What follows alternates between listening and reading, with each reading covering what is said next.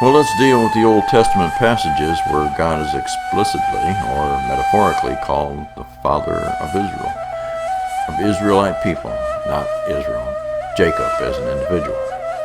In several passages, God speaks to David and promises offspring, saying, I will be his father, and he will be my son.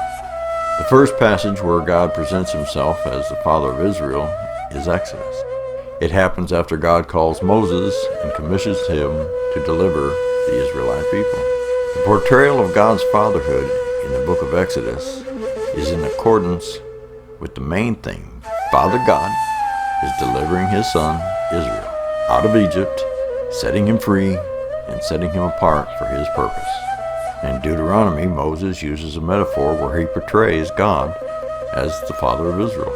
He says, and in the wilderness, there you saw how the Lord your God carried you, and as a father carries his son, all the way you went until you reached this place. The context of this verse is the very first speech of Moses, where he retells the journey of Israel through the desert and reminds them how they rebelled against Yahweh, and it was time to enter and conquer the promised land. Moses gives them two reasons why they should not have been afraid and should have trusted Yahweh and obeyed him based on their previous positive experiences with him.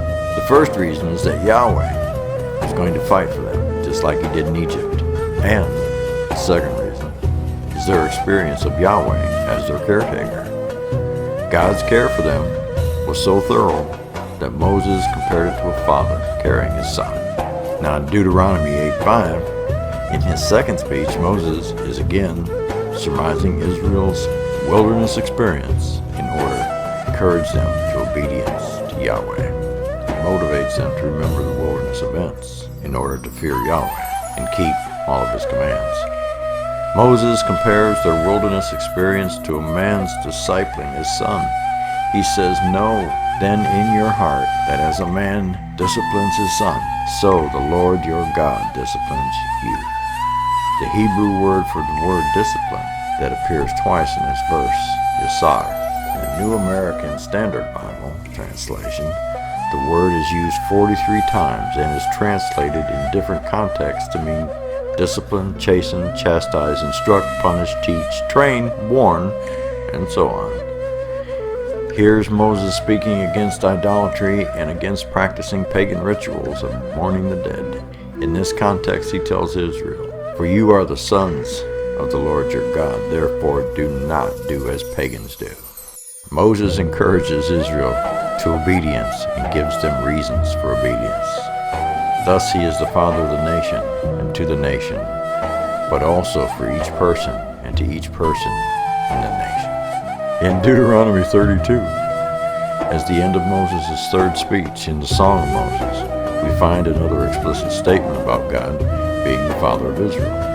Now, after calling on the heavens and the earth as witnesses, Moses presents a sharp contrast between God and his people. He praises God and scorns Israel with several heavy statements and words. He says they are not his children. He further calls them warped, crooked, foolish, and unwise.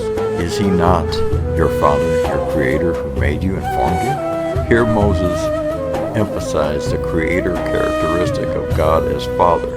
In Jeremiah chapter 3, 2 times the Lord is called Father, and 2 times the nation is called sons or children, depending upon the translation. The Hebrew word of being banim means sons. The main theme of the chapter of the idolatry of Israel and Judah. A number of times they are called adulterers because, having committed adultery without shame, they accepted, sought, and worshipped other gods, and thus defiled the land. Therefore the nation is calling to God, my Father, my friend. From my youth, will you always be angry? Will your wrath continue forever? This is how you talk, but you do all the evil you can. Hosea is most known for his prophetic marriage with a promiscuous woman and their prophetically named children, which illustrated God's agony over the covenant-breaking nation. Okay, in chapter 11 we find a different prophetic picture, that of God as the Father and Israel as the Son. Now, in When Israel was a child, I loved him, and out of Egypt I called my son.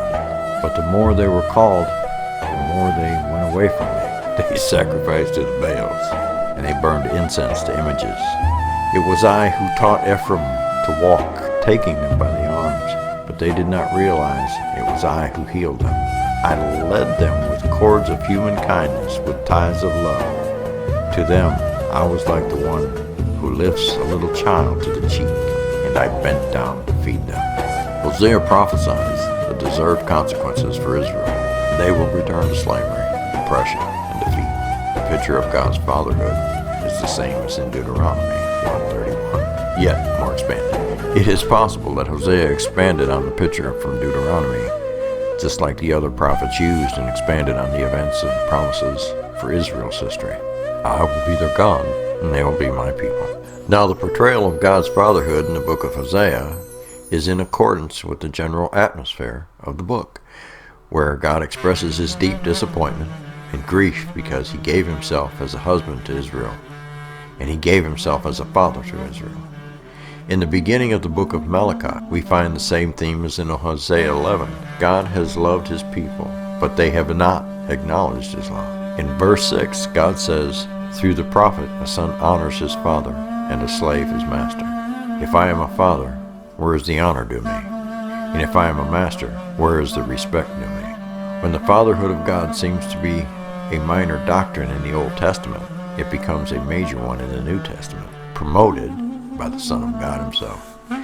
Jesus Christ, the Son of God, and God the Son, is the perfect revelation of God the Father, of his character, of his power, and his plans for humanity.